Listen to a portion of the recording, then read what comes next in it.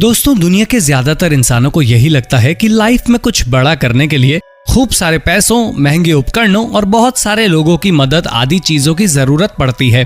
लेकिन असल में देखा जाए तो दुनिया में इंसान को कुछ भी बड़ा करने के लिए सिर्फ एक सबसे अहम चीज की जरूरत होती है और उसका नाम है टैलेंट। क्योंकि अगर किसी इंसान के अंदर कोई हुनर है तो फिर चाहे उसके पास बहुत सारा पैसा या महंगे महंगे साधन हो या ना हो, वो फिर भी अपने हुनर के दम पर कुछ बड़ा कर गुजरता है। और दुनिया में ऐसे बहुत से लोग गुजरे हैं जिन्होंने इस बात को सच साबित करके भी दिखाया है। इसीलिए आज द पॉपकॉर्न टाइम की इस रोमांचक वीडियो में हम आपको दुनिया के कुछ ऐसे ही हुनरमंद लोगों से मिलवाएंगे जिन्होंने ये साबित करके दिखाया कि अगर इंसान में हुनर हो तो फिर उसको कुछ बड़ा करने से दुनिया की कोई भी ताकत नहीं रोक सकती है। तो चलिए दोस्तों, अब बिना कोई देर किए इस इंटरेस्टिंग वीडियो को शुरू करते हैं। Godwin Josiah. दोस्तों, हम सभी लोग इसी बात को अच्छी तरह जानते हैं कि आज के जमाने में स्मार्टफोन इस्तेमाल करने का चलन कितना ज्यादा चल रहा है। दुनिया भर में लोग स्मार्टफोन के इतने आदी हो चुके हैं कि आज वो अपने दिन का ज्यादातर समय उसी पर खर्च करने लगे हैं। एक्सपर्ट्स कहते हैं कि स्मार्टफोन लोगों को बर्बाद कर रहे हैं, क्योंकि इसकी वजह से न सिर्फ बच्चों की पढ़ाई पर बुरा असर पड़ता है, बल्कि लोग अपना कीमती समय भी इस पर व्यर्थ कर देते हैं। लेकिन गौर करके देखा जाए तो इसमें गलती स्मार्टफोन की नहीं बल्कि हम इंसानों की ही है, क्योंकि स्मार्टफोन तो सिर्फ एक यंत्र है जिसको इंसान की सहूलियत के लिए बनाया गया है और ये पूरी तरह हम इंसानों पर ही निर्भर करता है कि हम इसका इस्तेमाल किस तरह से करते हैं। वैसे दुनिया में कुछ ऐसे लोग भी मौजूद हैं जिन्होंने स्मार्टफोन का इस्तेमाल बिल्कुल अलग ही ढंग से करके दिखाया है और उन्हीं लोगों में से एक है नाइजीरिया के रहने वाले गॉडविन जोशिया। दरअसल गॉडविन को फिल्म बनाने का शौक था, लेकिन अपने इस शौक को पूरा करने के लिए ना तो उनके पास पैसा था और ना ही कोई साधन। इसलिए उस समय जो भी चीज उनके पास मौजूद थी उन्होंने उसी को अपना साधन बना लिया। गॉडविन ने अपने भाइयों और अपने कुछ दोस्तों का जमा किया जो एक्टिंग करने में दिलचस्पी रखते थे और फिर अपने टूटे फूटे स्मार्टफोन से ही फिल्म को शूट करना शुरू किया। ये लोग अपनी फिल्म के हर सीन को ग्रीन स्क्रीन पर शूट करते थे।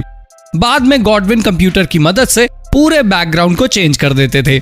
ऐसे ही एक एक सीन शूट करके इन लोगों ने अपनी पूरी मूवी बना डाली और जब इनकी ये फिल्म और इसको बनाने के पीछे की कहानी इंटरनेट पर डाली गई तो ये उस समय लोगों को काफी ज्यादा पसंद आई।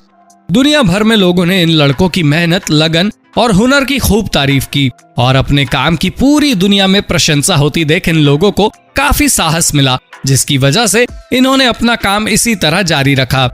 इन लोगों की ये टीम आज पूरी दुनिया में काफी प्रसिद्ध हो चुकी है। ये लोग अपनी छोटी छोटी मूवीज बनाकर इंटरनेट पर डालते रहते हैं।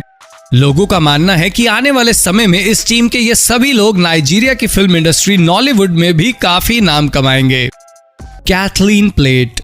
दोस्तों, अगर आपसे पूछा जाए कि आम इंसान और एक आर्टिस्ट में क्या फर्क होता है तो आपका जवाब होगा कि आर्टिस्ट आम इंसानों की तुलना में ज्यादा टैलेंटेड और हुनरमंद होते हैं। वैसे तो आपका ये जवाब बिल्कुल ठीक है, लेकिन एक और चीज होती है जो आर्टिस्ट को दुनिया के दूसरे इंसानों से अलग बनाती है और वो चीज होती है दुनिया को देखने का उनका नजरिया। दरअसल जो चीजें हम आम इंसानों को बिल्कुल बेकार, साधारण और कचरे जैसी नजर आती है, उन्हीं चीजों में इन आर्टिस्ट को आर्ट नजर आ जाती है और वो इन बेकार सी दिखने वाली चीजों को भी एक शानदार दिखने वाले मास्टरपीस में बदल देते हैं। अमेरिका के न्यूयॉर्क में रहने वाली कैथलीन प्लेट भी दुनिया के उन्हीं आर्टिस्ट में से एक है। दरअसल कैथलीन कांच की पुरानी बोतलों और कांच की दूसरी चीजों को रिसाइकिल करके उनसे बेहद खूबसूरत दिखने वाली चीजें बनाने में माहिर हैं और अपने इस काम के लिए वो दुनिया भर में जानी जाती हैं। अब वैसे तो कैथलीन कांच को रिसाइकिल करके सैकड़ों अलग अलग तरह की चीजें बना चुकी हैं, लेकिन आज हम आपको उनके द्वारा कोका कोला की बोतलों से बनाया गया एक स्पेशल मास्टरपीस दिखाएंगे। इसको बनाने के लिए कैथलीन सबसे पहले कांच की कुछ बोतल लेती हैं। इसके बाद वो सभी बोतलों को एक तेज धार वाले ब्लेड की मदद से बीच में से आधा काट देती हैं। बोतलों के कट जाने के बाद वो उनको एक बड़े आकार की भट्टी में एक विशेष पैटर्न में रख देती हैं। सभी बोतलें भट्टी में रखकर वो उसको गर्म करना शुरू कर देती हैं। कैथलीन भट्टी को इतना गर्म करती हैं कि उसमें रखा हुआ कांच पिघल जाता है और पिघलने के बाद बोतलें कुछ इस तरह के चपटे आकार की हो जाती हैं। इसके बाद वो इन बोतलों के टुकड़ों को कांच के एक बड़े टुकड़े पर रखती हैं और एक विशेष प्रकार की अल्ट्रावायलेट तकनीक की मदद से इन्हें उस पर चिपका देती हैं। इसके बाद वो इसी तरह के कई और टुकड़े तैयार करती हैं और फिर अंत में इन सभी टुकड़ों को जोड़कर यह खूबसूरत सा दिखने वाला शोपीस तैयार हो जाता है। कई बार तो कैथलीन खुद भी अपनी बनाई हुई चीजों की सुंदरता को देखकर हैरान हो जाती हैं। वाकई कचरे से खजाना बनाना कोई इनसे सीखे। Town of Wellesley. दोस्तों, चूंकि कूड़े और कचरे से खजाना बनाने की बात हो रही है, इसलिए अमेरिका के मैसाचुसेट्स राज्य के वेलेस्ली टाउन में मौजूद टाउन ऑफ वेलेस्ली नाम की एक रिसाइकलिंग स्टोर के बारे में बात करना भी जरूरी हो जाता है, क्योंकि इस कमाल के स्टोर में घरों के अंदर इस्तेमाल होने वाला दुनिया का हर एक सामान रिसाइकल किया जाता है। लोग जिन चीजों के पुराना होने पर उन्हें अपने घर से निकाल कर कचरे में डाल देते हैं, उन्हीं चीजों का इस्तेमाल करके ये लोग उससे दूसरी चीजें बनाते हैं। इस स्टोर में काम करने वाले लोगों की सबसे खास बात यह है कि ये घर के इस्तेमाल में आने वाले सामान को रिसाइकल करके उससे घर में ही इस्तेमाल होने वाली ही दूसरी चीजें बनाते हैं। यानी इस स्टोर में घर की सभी जरूरतों का सामान मिलता है। और रिसाइकलिंग से बने इस सामान की खासियत ये होती है कि एक तो ये दिखने में बेहद यूनिक होता है, दूसरा इसकी ड्यूरेबिलिटी भी नॉर्मल सामान से कहीं ज्यादा होती है। वेलेस्ली में ये रिसाइकलिंग स्टोर पिछले 32 सालों से चलाया जा रहा है और अब ये लोग इस बात को अच्छी तरह समझ चुके हैं कि घर के किस सामान से कौन सी चीज बनाई जा सकती है।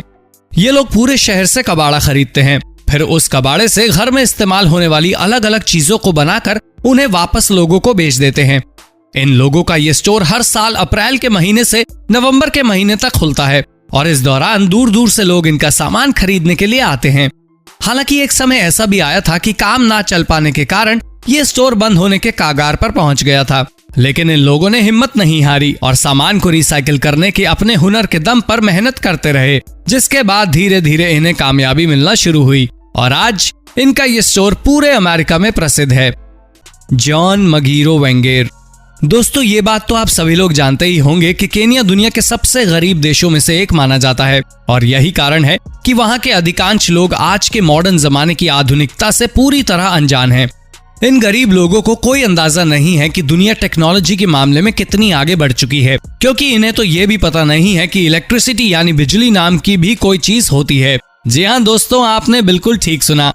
बड़े दुख की बात है, लेकिन केनिया के ज्यादातर सभी छोटे शहरों और गाँव में अभी तक बिजली भी नहीं पहुंच पाई है। इसलिए इन जगहों पर शाम में जब अंधेरा होता है तो ये लोग अपने घरों में प्रकाश करने के लिए मिट्टी के तेल के दिए जलाते हैं। हालांकि ये दिए बिजली से भी ज्यादा महंगे और सेहत को नुकसान पहुंचाने वाले होते हैं, लेकिन फिर भी मजबूरी में इन्हें इनका इस्तेमाल करना पड़ता है, क्योंकि इसके अलावा इन लोगों के पास कोई दूसरा विकल्प नहीं है। कुछ समय पहले की बात है, केनिया के एक ऐसे ही छोटे से शहर में जॉन मगीरो वेंगेर नाम का एक लड़का रहता था। इस शहर में भी बिजली नहीं थी, इसलिए इस लड़के की माँ इसको हर थोड़े दिन में दियों के लिए मिट्टी का तेल लाने के लिए भेजती थी। जॉन इस चीज से काफी परेशान था, क्योंकि उसको तेल लेने के लिए 3 किलोमीटर पैदल चलना पड़ता था। इस समस्या से छुटकारा पाने के लिए वो हमेशा खुद ही बिजली बनाने के बारे में सोचता रहता था।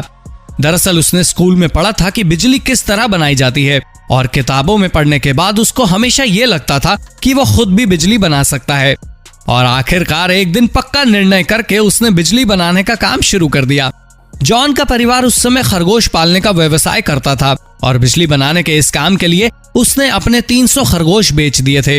इन पैसों से उसने बड़े शहरों में जाकर अपनी जरूरत का सभी सामान खरीदा और फिर कुछ ही दिनों में अपने टैलेंट और मेहनत से उसने एक छोटा सा हाइड्रो पावर प्लांट बना दिया। जॉन के इस काम की वजह से न सिर्फ उसके बल्कि शहर के 250 और दूसरे घरों तक भी बिजली पहुंच चुकी है। आज इस शहर के लोग उसको अपना मसीहा मानते हैं। मार्क कॉर्विन। दोस्तों, आपने अपनी लाइफ में हॉरर यानी डरावनी फिल्में तो बहुत बार देखी होंगी और कई फिल्मों को देखने के बाद आप काफी डर भी गए होंगे, लेकिन क्या आप ये जानते हैं कि किसी भी फिल्म के हॉरर होने के पीछे सबसे बड़ा हाथ किस चीज का होता है?